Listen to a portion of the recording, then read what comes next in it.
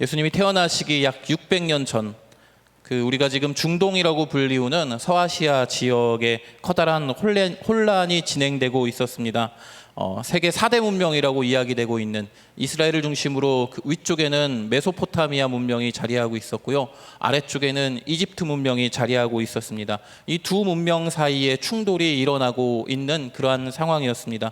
이집트의 경우는 이집트라는 나라가 계속해서 그 지역을 다스리고 있었습니다. 이집트는 사막으로 둘러싸여 있는 나라이기 때문에 외부 민족의 침입을 받는 일도 매우 적었고, 그 안에서 자신들끼리 왕조를 바꿔가면서 이집트라는 나라가 계속해서 성장하고 있었고요. 이스라엘의 위쪽에 있는 메소포타미아 문명은 개방적인 지역이기 때문에 여러 민족들이 들어와서 국가가 계속하여서 바뀌기 시작하고 있는데, 이때에는 아시리아라고 하는 나라가 점점 더 힘을 잃어가고 있고, 이 아시리아의 북쪽에서부터 바벨론이라고 하는 나라가 점점 더 성장하고 있는 그런 상황이었습니다. 그래서 이 두 나라, 이집트와 아시리아, 성경에는 아수르라고 표현되고 있는 이 나라가 서로 이제 균형을 이루면서, 중간에 있는 이스라엘은 두 강대국의 눈치를 보면서 외교적인 줄타기를 하고 있는 그러한 상황이었습니다. 그때 그 아시리아라는 나라가 이제 세력을 잃고 바벨론이라는 나라가 점점 강성해지면서 아시리아를 공격하려고 합니다. 그러자 밑에 있던 이집트가 이 기회를 노려서 아시리아를 도와주고, 아시리아를 자신들의 세력하에 두고 바벨론을 물리치면 이 서아시아 지역 전체를 내가 장악할 수 있겠다, 이 지역의 주인이 내가 되겠다라고 하면서 군대를 이끌고 아시리아와 바벨론이 싸우고 있는 전쟁터로 올라가기 시작합니다. 그때 이집트의 왕은 파라오였던 네코라는 왕이었는데, 성경에는 바로 느고라고 기록되어져 있습니다. 어쨌든 이때 이스라엘의 왕은 요시야 왕이었는데요, 요시야 왕은 아시리아를 너무나도 싫어했습니다. 그래서 아시리아를 도와주러 가는 이집트 군대가 너무나도 싫었기 때문에 군대를 이끌고 이집트 군대를 저지하러 나섭니다. 무깃도라는 곳에 도착하여서 이집트 군대와 전쟁을 벌였지만 요시야 왕은 죽게 되었고요, 이스라엘 군대는 이제 패배하게 되죠. 그런 찰나에 이제 아시리아와 바벨론이라는 나라가 계속해서 전쟁을 벌이다가 바벨론이 아시리아를 물리치고, 이제 이집트와 바벨론이 서아시아라는 지역의 주인이 되기 위해서 한판 전쟁을 붙게 됩니다. 세계사에서 유명한 전쟁인 갈그미스 전투라는 전쟁인데요, 이 전쟁에서는 이제 바벨론이 승리하여서 그 지역의 주인은, 이 지역을 다스리고 있는 이는 바벨론이다, 느부갓네살 왕이다 라고 하면서 서아시아 지역의 주인이 결정되게 됩니다. 이렇게 전쟁에서 승리한 바벨론은 이스라엘로 내려와 가지고 그 예루살렘 성을 포위한 후에 그곳에서 몇 명의 사람들을 포로로 잡아갑니다. 그리고 그 포로 중에 오늘 우리가 읽었던 우리가 보았던 다니엘과 또 사드락과 메삭과 아벳느고, 이스라엘 이름으로는 미사엘과 또 하나냐와 그리고 아사랴라고 하는 다니엘의 세 친구들이 같이 포로로 끌려가게 됩니다. 이후 남유다는 계속하여서 바벨론에 대하여서 이제 반란을 일으키고 이집트에 붙어서 바벨론으로부터 탈출하려고, 벗어나려고 노력하지만 번번이 이 바벨론의 왕 느부갓네살 왕이 이스라엘을 쳐들어와서 이제 왕을 바꾸고 포로를 잡아가고, 마지막에는 이스라엘 성 자체를, 예루살렘 성 자체를 완전히 폐허로 만들고 성전을 없애버리고 이제 남유다라는 국가 자체가 멸망하고 포로로 끌고 가는 그러한 상황입니다. 하나님의 나라인 이스라엘과 하나님의 성전이었던 예루살렘 성이 무너졌다라는 것, 폐허가 되었다라는 것은 하나님을 믿는 사람들에게는 커다란 충격으로 다가왔습니다. 하지만 다니엘서 1장 1절과 2절에 이 사건에 대해서 간단하게 요약하고 있는데요, 성경은 이 모든 일들이 하나님께서 하신 일이다라고 기록을 하고 있습니다. 우리 다니엘서 1장 1절과 2절의 말씀을 같이 한번 읽어보도록 하겠습니다. 유다 왕 여호야김이 다스린 지 3년이 되는 해에 바벨론 왕 느부갓네살이 예루살렘에 이르러 성을 에워쌌더니 주께서 유다 왕 여호야김과 하나님의 전 그릇 얼마를 그의 손에 넘기심에 그가 그것을 가지고 신할 땅 자기 신들의 신전에 가져다가 그 신들의 보물 창고에 두었더라. 분명히 2절에서 말씀하고 있죠. 주께서 유다 왕 여호야김과 하나님의 전 그릇 얼마를 그의 손에 넘기심에라고 기록하고 있습니다. 세계사에서 어떤 나라가 더 그 지역의 주인이 될 것인가를 싸우고 있던 전투도, 또 하나님의 나라였던 남유다의 멸망도, 하나님의 성전이었던 예루살렘 성이 폐허가 된 것도 모두 다 주께서 그렇게 하셨다라고 성경은 기록하고 있습니다. 이 성경은 이 바벨론이라는 나라 자체가 하나님께서 사용하시는, 또 온 세상을 취하게 하는 금잔이라고도 이야기를 하고 있습니다. 예레미야 51장 7절의 말씀을 같이 한번 읽어봅니다. 바벨론은 여호와의 손에 잡혀 있어 온 세계가 취하게 하는 금잔이라 문 민족이 그 포도주를 마심으로 미쳤도다. 하나님께서 바벨론이라는 나라 자체를 금잔과 같이 잡고 계시고, 이 잔을 마시는 모든 사람들이 취할 수밖에, 악에 물들 수밖에 없게 만들었다라고 예레미야서에서는 말씀을 하고 있습니다. 그렇기 때문에 이렇게 하나님께서 세상 나라들을 심판하시고 하나님의 나라가 모든 것들을 다 심판한다라는 것이 다니엘서에 나타나 있는 중심 주제이기도 합니다. 하지만 지금 우리가 보고 있는 1장에서 말하고 있는 이 시기는 느부갓네살 왕의 시대, 바벨론이라는 나라가 세상의 중심이 되어 있는 상황이며, 그 중심이 되도록 허락하신 분은 하나님이시다라는 것을 1장 2절에서 말씀하고 있습니다. 다니엘과 세 친구는 이러한 바벨론이라는 궁전에 포로로 끌려와서 머물게 되었습니다. 예루살렘으로부터 약 1600km 정도 떨어져 있는 이방신을 섬기는 이교도의 나라에서, 그 이교도의 나라의 중심부에 끌려가게 된 것입니다. 이제 그들이 어떻게 자신들의 신앙을 지켰는지에 대해서 살펴보게 될 것인데요. 다니엘서 전반부에는 다니엘과 그 친구들이 신앙을 지켜가는 모습들이 계속해서 기록되어 있습니다.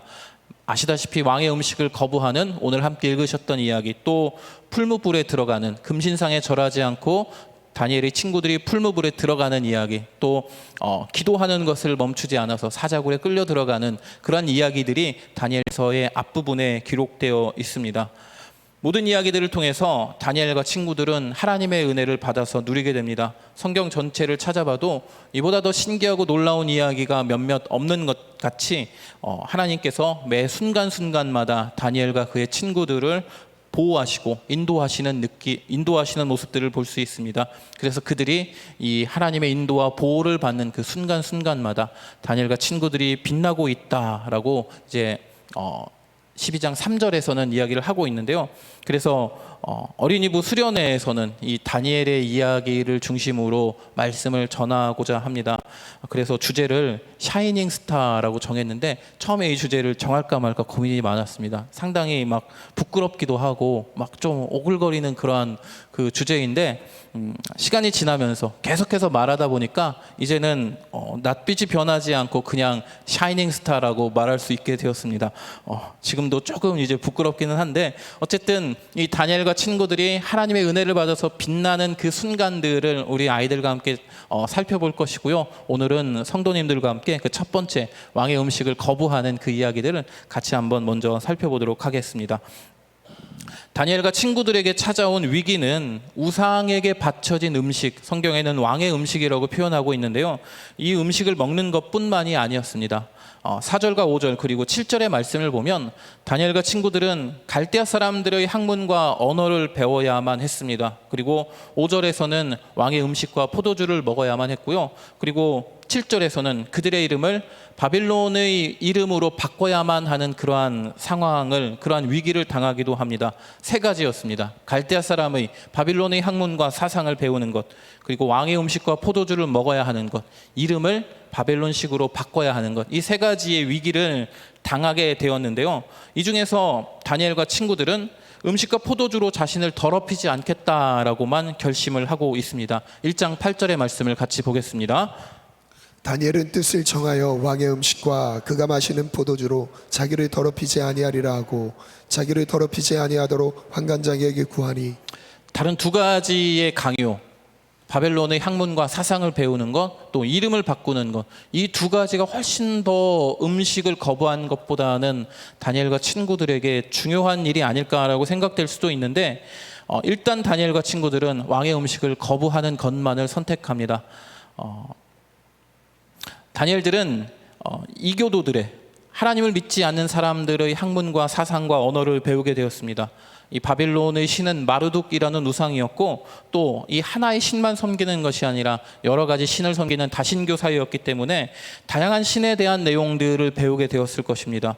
어려운 쐐기 문자라고 하죠. 어려운 글자로 된 학문을 이방 신에 대한 학문들을 계속 배웠을 것이고 그 학문으로 인하여서 파생되었던 사상이나 법이나 제도들을 모두 배워야 했습니다. 하나님의 율법에 익숙했던 다니엘과 그 친구들이었지만 이제는 그들에게 용납될 수 없는 이방 시인이 들어가 있는 그들의 사상이 나타나 있는 제도와 사상과 학문을 배워야만 했을 것입니다. 다니엘과 친구들은 그 배움에 대하여서 거부하지 않고 그것을 받아들였습니다. 또 하나 충격적인 것은 하나님께서도 이들이 공부하고 이들이 이교도들의 학문을 받아들이는 것을 도우셨다는 사실입니다. 1장 17절의 말씀을 같이 한번 읽어보겠습니다. 하나님이 이 내 소년에게 학문을 주시고 모든 서적을 깨닫게 하시고 지혜를 주셨으니 다니엘은 모든 환상과 꿈을 깨달아 알더라. 하나님께서 학문을 주시고 서적을 깨닫게 하시고 지혜를 주시고 모든 환상과 꿈을 다니엘은 알게 해주셨다라는 이 말씀이 그냥 우리에게 지혜를 주시는구나, 학문을 주시는구나, 서적을 깨닫게 하시는구나 라는 것이 아니라 바빌론이라는 나라에서 배우고 있는 그 학문들을 하나님께서 더 잘 깨닫고 알고 배울 수 있게 해주셨다라는 말씀으로 받아들일 수 있을 것입니다. 하나님께서 다니엘과 친구들을 더 공부할 수 있도록 도우셨는데 그 공부할 수 있는 내용 자체가 이교도들의 학문과 이방신에 대한 내용들이었다는 것이죠.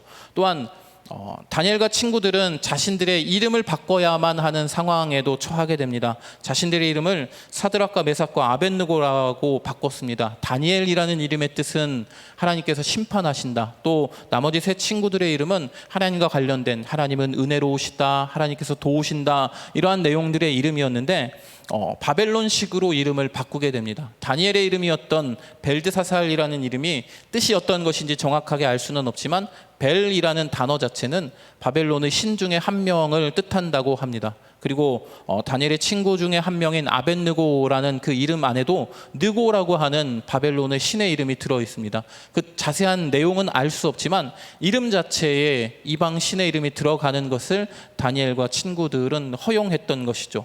고대 사회에서 이름이라는 것은 그냥 단순한 이름 자체가 아니라 그 사람 그 자체, 전인격, 그 사람의 전부를 뜻하는 것이다라고 알고 계실 것입니다. 다니엘 등은 자신들이 가지고 있는 이름이 그 의미를 버리고 바벨론의 신들을 찬양하거나 바벨론의 신이 들어있는 그러한 이름으로 바꾸는 것을 바벨론식으로 허용하고 그것들을 받아들였던 것입니다. 이상의 내용들은 아마도 예레미야 선지자가 말한 예레미야 29장 4절에서 7절의 말씀에 의한 것으로 보이는데요. 4절에서 7절까지의 말씀을 우리 같이 한 목소리로 읽어보겠습니다.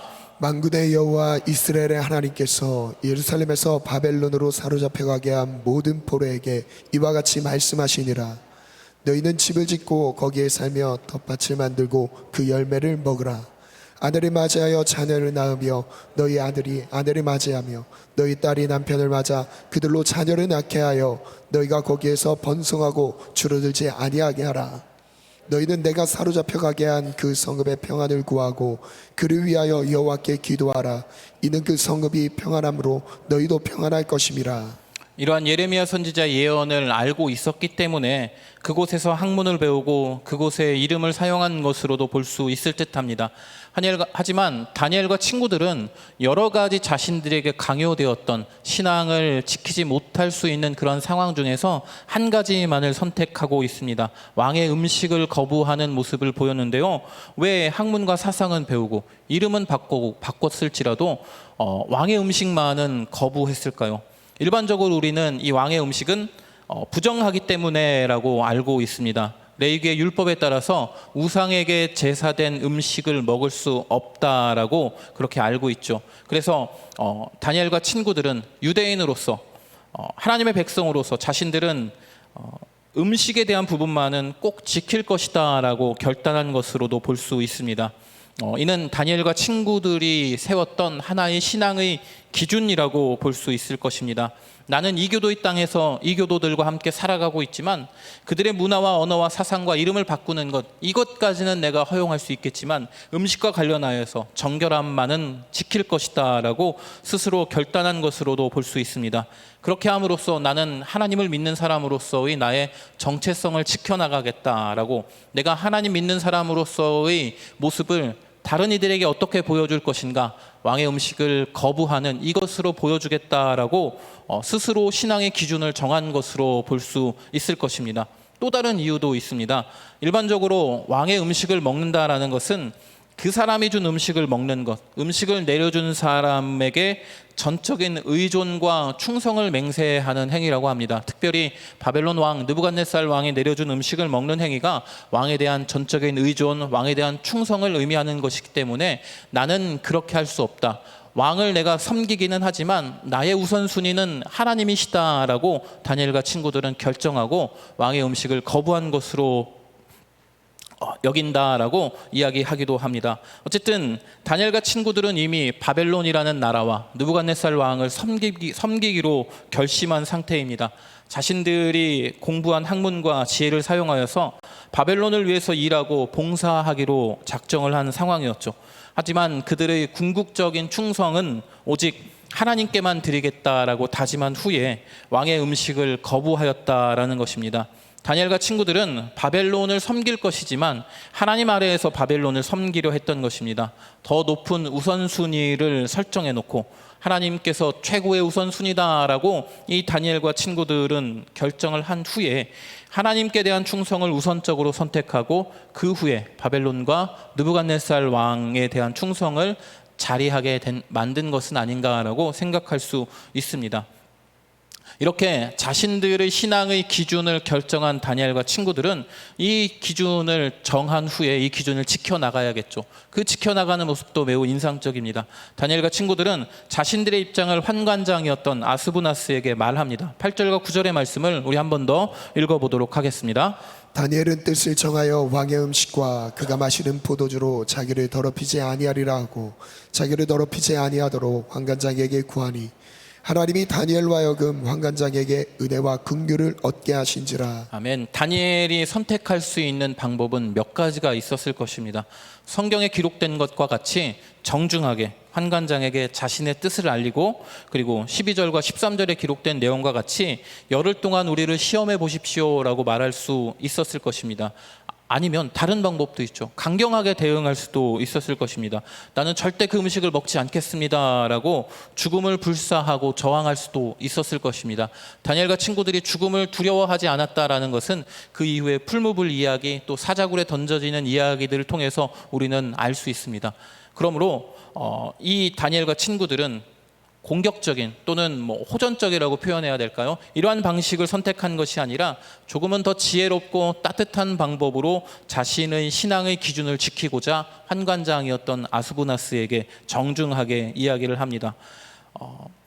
자신들의 신앙을 기준을 세운 후에 그것을 지키기 위해서 하나님을 알지 못하는 사람들에게 그들이 이해할 수 있고 그들이 긍정할 수 있는 방법을 제안했던 것입니다. 다니엘과 친구들이 방법에 대하여서 하나님께서는 이것을 인정해 주셨습니다. 열흘 후에 다니엘과 친구들이 더욱 아름답고 살이 쪄서 윤택하게 되었다라고 성경은 말씀하고 있죠. 또 같이 읽으셨던 17절의 말씀, 이 소년들에게 학문과 서적과 지혜를 주시는 그 말씀을 통하여서 하나님께서 이들의 선택, 이들이 했던 이 신앙의 기준을 지키려는 방법들을 인정하고 계셨구나라고 우리는 알 수 있습니다. 이렇게 우리가 지금 다니엘서 1장의 말씀을 살펴보면서 세 가지 정도의 이야기로 요약해서 정리할 수 있을 듯한데요. 다니엘과 친구들이 살아갔던 세상은 하나님을 알지 못하는 사람들이 가득한, 이교도들이 가득한, 하나님을 믿기 어려운 이방 나라였다라는 것, 그리고 그 안에서 다니엘과 친구들은 신앙의 기준을 스스로 세웠다라고 말씀을 드렸습니다. 학문과 사상이나 언어나 이름을 바꾸는 것들은 용납하되 왕의 음식을 나는 먹지 않겠다라는 신앙의 기준을 세우고 이것을 지키기로 결단을 했던 것이죠. 그 다음으로 다니엘과 친구들은 이교도의 나라에서 신앙의 기준을 지키기 위해서 행동했던 모습들, 정중하게 하나님을 알지 못하는 사람들에게 자신의 뜻을, 자신의 기준을 이야기하고 제안하는 모습들을 살펴보았습니다. 하나님을 알지 못하는 세상에서 신앙의 기준을 세우고 이를 위해 세상의 사람들과 함께 살아가면서 이를 지키기 위해서 노력하는 다니엘과 그 친구들의 모습은 지금 우리가 살아가고 있는 세상 안에서 그리스도인으로서 우리는 어떻게 살아가야 할 것인지에 대하여서 생각할 수 있는 기회를 주게 됩니다. 첫 번째로 우리는 우리의 삶 가운데 무엇으로 신앙의 기준을 세울 수 있는지에 대해서 고민해 보아야 할 것입니다. 그리고 결단해야 할 것이죠. 다니엘과 친구들은 왕의 음식을 먹지 않겠다라는 신앙의 기준을 세웠습니다. 그것으로 나는 하나님을 믿는 사람이다라는 걸 세상 사람들에게 알리겠다라고 다짐한 것이죠. 음식을 거부함으로써 음식을 통한 부정함을 거부하고 왕에 대한 전적인 충성과 의존을 나는 거부하고 오직 하나님이 나의 첫 번째 신앙의 대상이시다라고 말했던 것입니다. 그렇다면 우리도 동일하게 신앙의 기준을 세울 수 있을 것입니다. 무엇을 가지고 우리의 신앙을 세울 수 있으실까요? 말씀을 준비하면서 가장 먼저 떠오른 것은 담임 목사님께서 항상 강조하시는 공예배의 승리였습니다. 나는 어떤 일이 있을지라도 교회의 예배에 승리하겠다라는 기준이죠. 이런 기준을 세우고 예배에 참석하기 위해서 노력한다면 다니엘과 친구들을 도우셨던 하나님께서 동일하게 우리가 하나님께 드리는 예배에 참여할 수 있도록 우리의 상황을 또 우리의 환경을 지키시고 인도해 주실 줄로 믿습니다. 또 한 가지, 이제 어린이부의 아이들에게 제가 한 가지 제시했던 게 있습니다. 밥 먹을 때 기도하기입니다. 분명히 다 기도는 하기는 하는데요. 밥 먹을 때 아이들은 특히나 학교에서 급식을 먹을 때에는 친구들과 어울려서 먹기 때문에 기도하는 것을 조금 부끄러워하기도 합니다. 아니면 계속 많이들 이야기하죠. 가방 수저를 떨어뜨리거나 볼펜을 떨어뜨리면서 올라오면서 하나님 감사히 먹겠습니다. 예수님 이름으로 기도합니다. 아멘. 이렇게 기도하거나 아니면 숟가락을 들고 숟가락이 입으로 들어오는 그 시간 가운데 하나님 잘 먹겠습니다. 감사합니다. 예수님 이름으로 기도합니다. 아멘. 이렇게 기도하는 모습들을 아이들이 그렇게 기도한다고 이야기를 하더라고요. 그래서 아이들에게 너희들 그럼 밥 먹기 전에 하나님께 감사하다고 10초만 기도해라. 10초가 짧은 시간이 아니죠. 10초 동안 가만히 있어 볼까요? 하나, 둘, 셋, 넷, 다섯, 5초만 지났는데도 너무 길다고 느껴지지 않으십니까? 아이들에게 밥 먹기 전에 너희들 10초만 눈을 감고 손을 모으고 하나님께 기도해라. 하나님 감사합니다. 밥 맛있게 먹을 수 있도록 도와주시고 밥 잘 먹고 힘써서 잘 공부할 수 있도록 도와주세요. 예수님 이름으로 기도합니다. 아멘. 이라고 하면 아이들이 자신들을 다 쳐다볼 것입니다. 그렇게 이야기하는 것이죠. 나는 하나님 믿는 사람이다. 나는 그리스도인이다. 나는 밥 먹기 전에 기도하는 교회 다니는 사람이다라고 아이들에게 이 한 가지 기준을 가지고 너희들 학교에서 살아간다면 너희들 욕도 못할 것이고 나쁜 짓도 못할 것이고 친구들과 심한 장난도 못할 것이고 싸우지도 못할 것이다라고 이야기를 해 주었습니다. 자신만의 신앙의 기준을 세운 후에 이것을 지키겠다라고 결단하는 다니엘과 친구들의 모습들을 보면서 우리들도 우리 안에 무언가 신앙의 기준들을 세우는, 그리고 그 신앙의 기준은 하나님의 말씀을 중심으로 하여서 세우는 우리 모두가 되기를 예수님의 이름으로 축복합니다.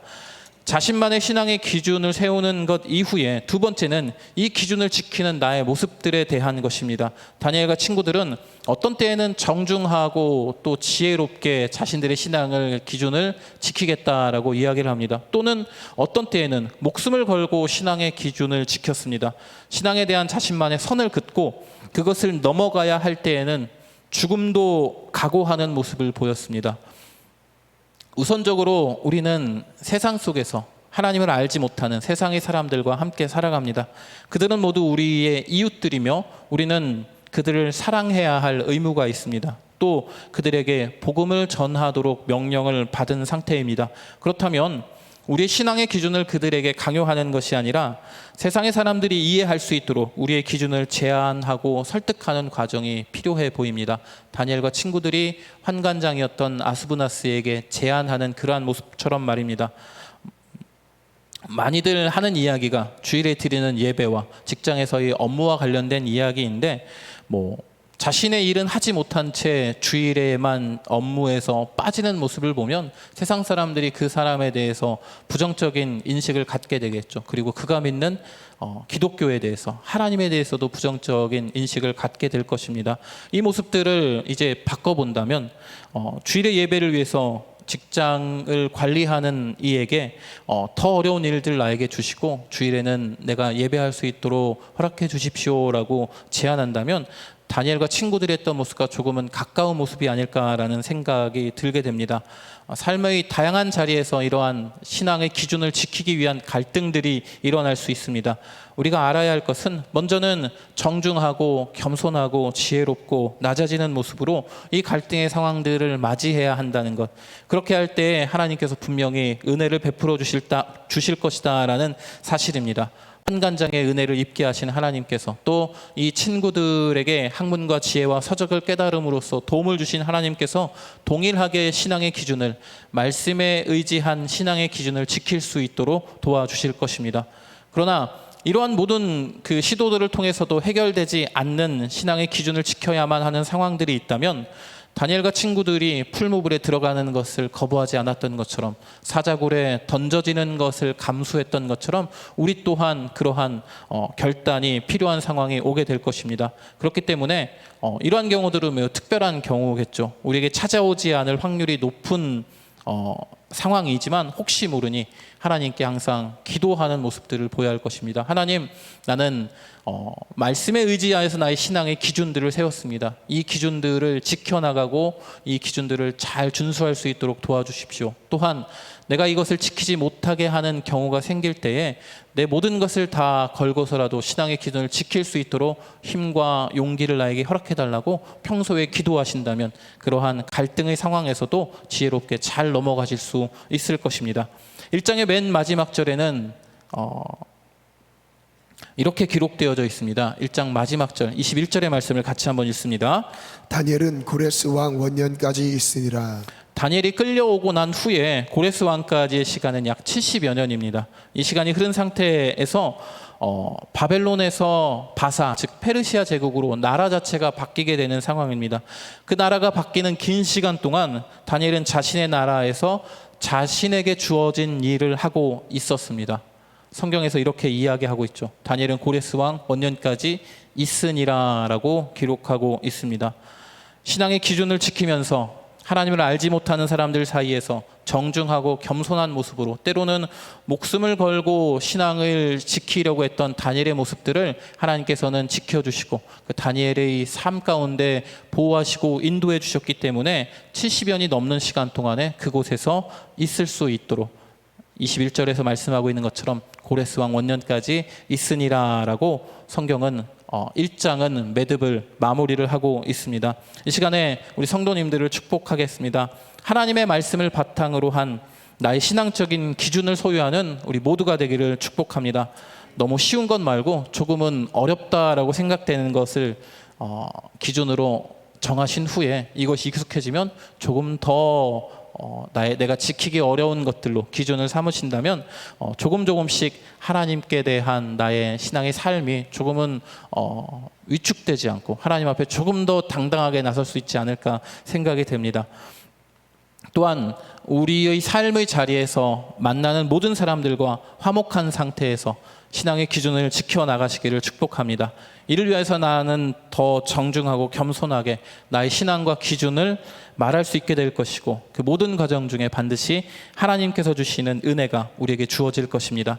신앙의 기준을 세우고 때로는 겸손하게 정중하게 이를 지켜나가고 때로는 목숨까지도 아끼지 않고 믿음을 지켜나갈 수 있는 우리 모든 성도님들이 되시기를 예수님 이름으로 축복합니다. 기도하시겠습니다.